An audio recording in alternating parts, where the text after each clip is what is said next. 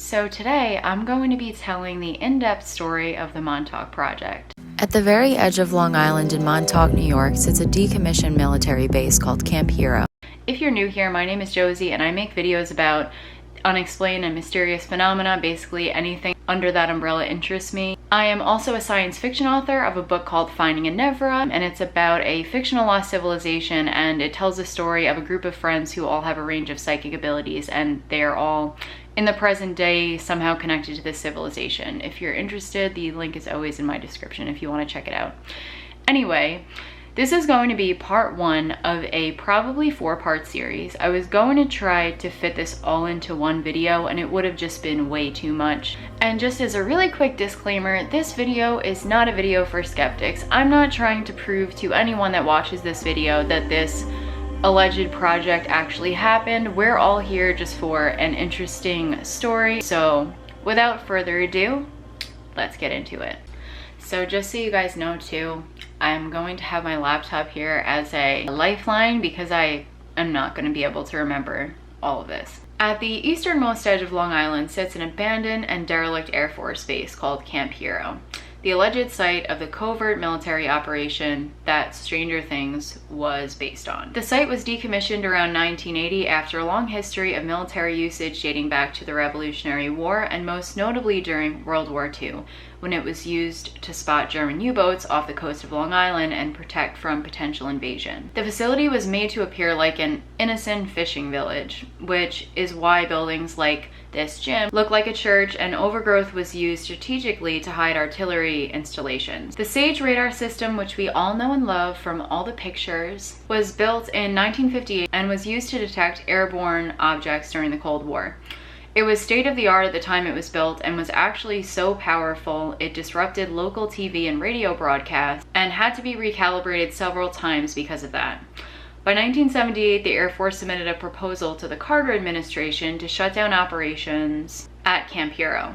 The base was officially shut down on January 31st, 1981, and then made into a state park in September of 2002. However, if you're one of the people who claim to be involved in the Montauk Project, you would have a much different and much more disturbing sequence of events that took place between the 1970s and the 1980s at Camp Hero. So we can't talk about the Montauk Project without first talking about the Philadelphia experiment, because the Montauk Project was essentially a continuation of the Philadelphia experiment, which was also called Project Rainbow. Essentially, the Philadelphia experiment was one experiment within a military project called the Rainbow Project. It was said to have taken place on August 12, 1943, and was the US military's attempt to use Einstein's unified field theory, as well as research by Nikola Tesla and another lesser-known figure, John von Neumann, to make the ship, the USS Eldridge, disappear on enemy radar. An electromagnetic bottling effect was created by wrapping Tesla coils around the ship, which acted as an electromagnetic generator. Instead of simply disappearing, however, the ship disappeared entirely from where it sat in the Philadelphia Naval Yard and reappeared off the coast of Norfolk, Virginia, only to dematerialize again and end up back in Philadelphia, leaving the crew members who survived disoriented and traumatized. And the ones who didn't survive were said to have gotten stuck in the bulkhead of the ship, basically meaning if their bodies were intersecting with parts of the ship in the non-physical world, they were stuck there when the ship rematerialized. Don't ask me how that works, because I don't know. Essentially, the electromagnetic generators used at both sites, Montauk and the USS Eldridge, are what created this intrinsic connection between the two sites. It was claimed that 3 UFOs appeared over the ship at the time the Philadelphia experiment was taking place, and one of the UFOs was actually sucked into hyperspace along with the USS Eldridge when the ship disappeared and ended up underground at Montauk, and it's claimed that technology was recovered and reverse engineered from this UFO. So the 3 main people I'm going to be discussing in this video series are Preston Nichols, Al Bielek, and Duncan Cameron. Though Preston Nichols was the most notorious of the 3 and authored the Montauk Project book series, I'm going to be highlighting Duncan Cameron and Al Bielek first because they played a role in the Philadelphia experiment and were essentially time travelers. So this is where the story gets really wild and convoluted, and you have to pay close attention to really understand the sequence of events as it's alleged. So Duncan Cameron and Al Bielek were brothers that claimed to have been crew members on the USS Eldridge. At the time, however, they were both more or less in different bodies. Duncan had the same name, but the man who we now refer to as Al Bielek was Duncan's brother, Edward Cameron.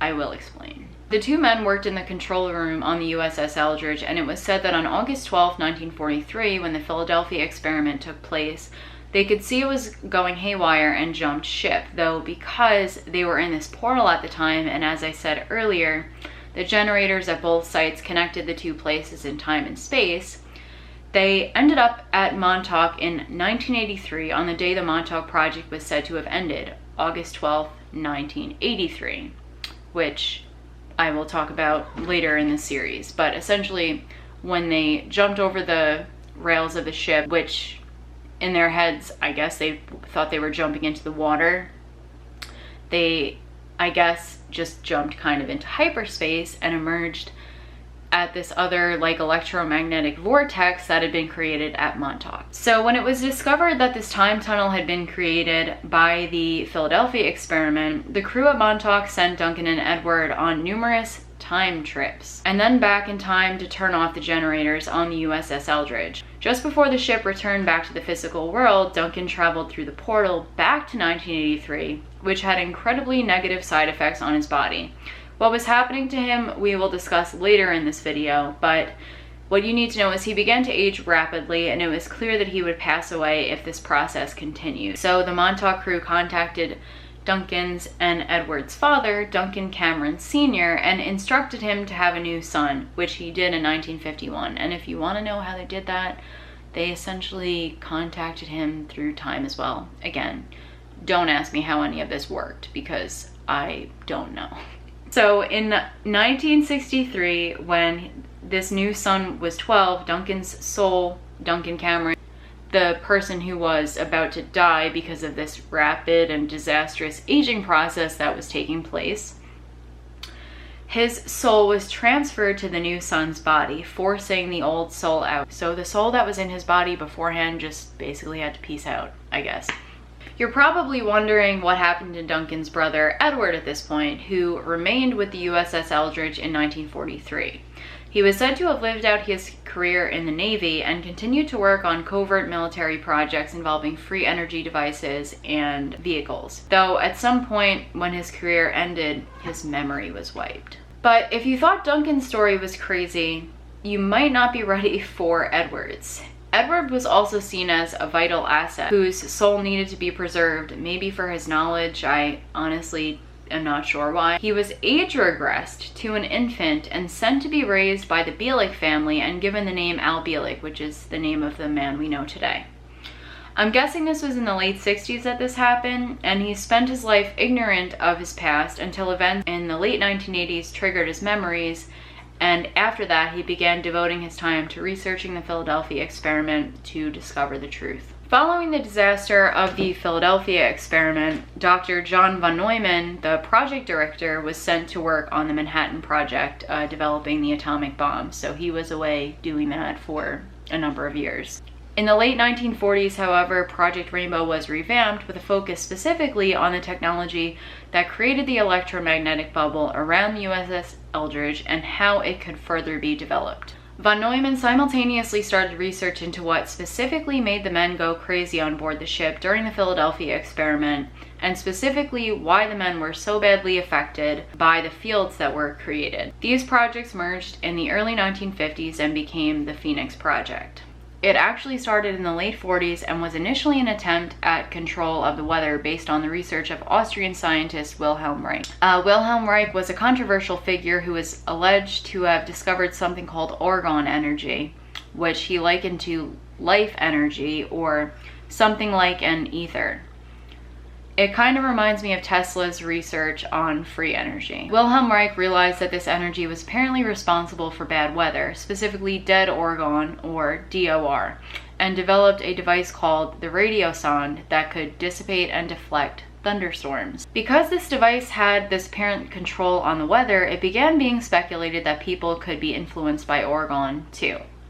And it's speculated that the Phoenix Project was also looking into methods of population control, which, isn't too surprising when you consider everything else we're talking about. It's kind of just like, well, yeah, that's kind of obvious. The discovery that this energy could influence people is more or less what bridged the two projects together. This brings us back to when Project Rainbow was merged with the Phoenix Project in the 1950s. So the new Phoenix Project was specifically focused on electromagnetic effects and their use in stealth technology, and how the people working with this technology could be protected from going crazy like the crew members in the Philadelphia experiment, because they did not want a repeat of that. So John von Neumann was once again made the director of this project and spent 10 years studying this phenomena, and discovered that everyone is born with something called, well, what he called a time reference point that orients each person in time and to the universe, more or less. This tie to the Earth or the universe was severed when all the men on the USS Eldridge disappeared into hyperspace.